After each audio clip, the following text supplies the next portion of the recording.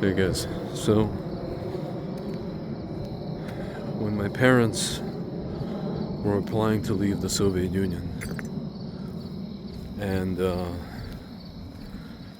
some friends and some co-workers found out about it, they were yelling at my parents, basically telling them, what are you guys doing? Where are you guys going? Are you guys nuts? Don't you know it's horrible over there? Have you watched the latest report from Zorin? Folks, who was Zorin? Zorin. Not Zohran, but Zorin.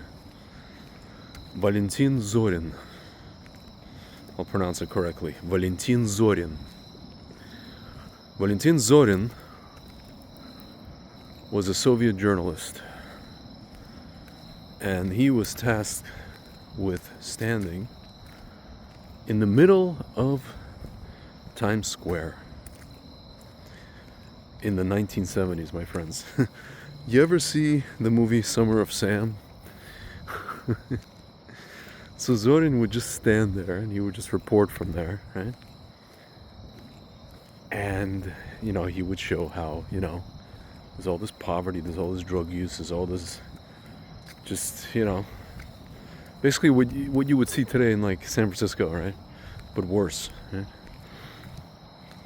And also, there's cops beating people in the streets and all that kind of stuff. Folks, this was pumped, as Yuri Bezmenov likes to say, pumped into the heads of Soviet people, not just students, and people in general, for years and years and years.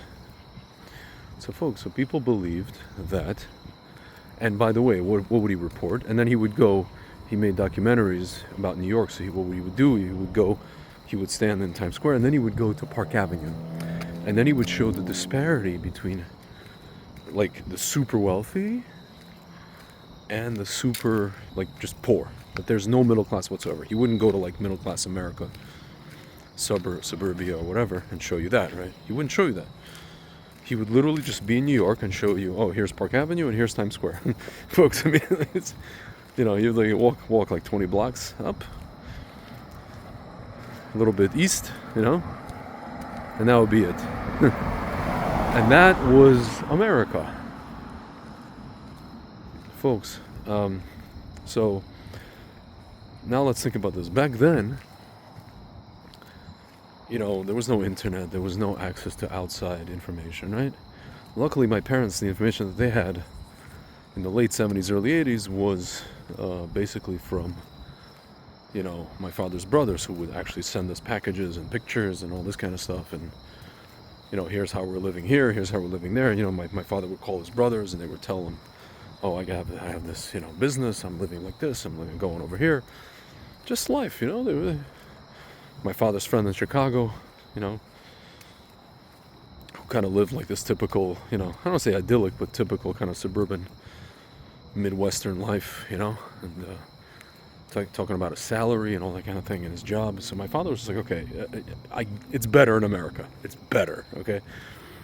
But a lot of people, folks, they just didn't get the memo. They really didn't. They thought my parents were nuts. Even my grandparents thought my parents were nuts. A lot of people's parents at that time. Or they knew it was better. They would say, oh, what am I gonna do there? Like the retirees, right? So, my friends,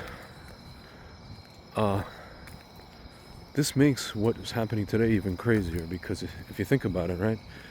You talk to people, and the information that they're getting, let's say from CNN or MSNBC or some, other outlet, it's telling them that such and such person is right wing, or such and such person is an anti-Semite, such and such person is a racist or a homophobe or a transphobe or this or that, and doesn't believe in civil rights, doesn't believe in. They just keep cranking out this absolute bullshit, right? And people believe it. Either they believe it because they just believe it, or they want to believe it because that's the kind of the running theme, right? And if you tell them the opposite, or if you tell them, like, For example, if you come and tell them that, this guy running for mayor is, I don't know, a 12er Shiite, which is the same sect as the Ayatollah of Iran. Oh, Islamophobia. Folks, so basically, folks, at least 40% of America has been Sovietized. But again, the scary part is, guys, they have access to information, meaning they have access to information to look at information that flies in the face of what they want to believe or what they do believe or what their soft heads are being pumped with. That's the crazy part, folks. That's the whole thing of, again, as Yuri Bezmenov said, of demoralization. People cannot even look at information. They can't even absorb information. They can't even listen to you. That's why, folks, when Charlie Kirk went and did what he did on campuses, these kids are having what's called ontological shock. And so the first reaction in that case is just to either at best go in denial, or worse, call the person that's saying things to you, I don't know, a hater or a racist or whatever, right? Whatever name you want to throw out, doesn't matter, right? Pick one. Folks, that is demoralization. That's what they've been working on in these campuses and in the media for at least 50 years, right? Since the 70s, since the 80s. And they've succeeded. Folks, I mean, again, like, we're living in an era with the internet. We're living in an era. Everybody has access at their fingertips for all the information that, the proper information if they want it. Or to talk to their friend who could be like, listen, man, like, I understand you think this way, and I'm telling you, like, I have experience with this. I've gone to this place. I've seen with my own eyes. Folks, they can't hear it. They can't even bear to hear it, to the point where they believe that Hamas beasts are the good guys, and Jewish guys who are just trying not to die, who are basically fighting a war, house to house war, where it's the most amazing ratio, literally, of any house to house urban warfare that the world has ever seen. It's like an impossible statistic, right? And people believe that those guys are the bad guys, right?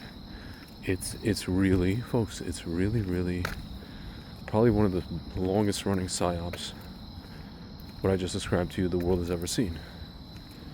Again, it's not like Soviet Union, where people just didn't have access to information and they were being fed whatever the guy wanted to feed them, right? He was standing in Times Square, Park Avenue, wherever he was. They're like, oh yeah, you see, blah blah blah. And no matter what you told them, right? My parents would tell them, no, it's not like that. It doesn't matter, right? But again, you can't blame those people. What they know is what they know. What they see is what they see. But here, folks, it's like you come to people and you say, listen, here's another side of it. Here's what you didn't know. Here's what they're telling you, and here's what reality is. Folks, people cannot accept, like Yuri Bezmenov, real information. The facts mean nothing to them. They mean nothing to them, folks. So, basically, my friends, we've gone, yes, from Zorin to Zohran. And speaking of New York, I think what Zorin was describing, or what he was showing with just merely Times Square, I think the entirety of New York would turn into that, and it's possible that every major city in America, which are blue cities anyway, would turn into that, and then people will see reality, will be able to assess information again. And as a friend of mine actually asked me, when are the people going to get a kick in their fat bottoms with the boot, as Bezmenov said? Well, it might happen soon. And when that happens, then maybe, just maybe, they will clamor for the cops to help them, and they will complain to the person that's allowing this to happen. I don't know.